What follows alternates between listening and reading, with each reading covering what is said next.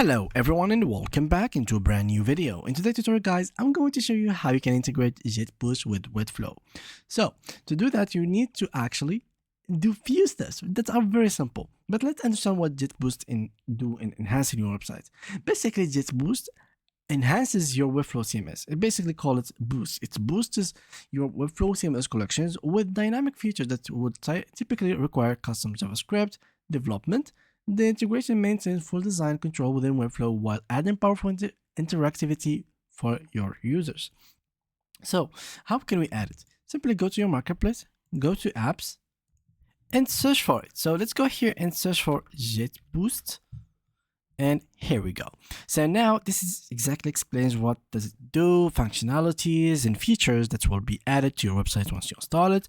Here, like dynamic filtering, collection list search, CMS maps, geo search, CMS item favoriting, advanced pagination, dynamic sorting, auto archive items, and more.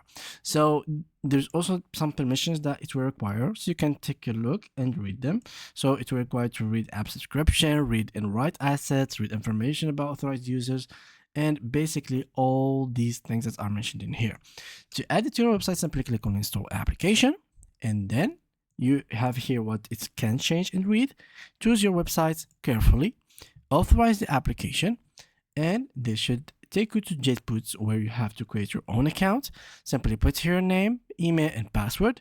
Once you create it, go back to your site, go to dashboard, open the site where you have added the application to, and once you are here, simply go to this area, to this left side, and click on application, and you should find it right in here.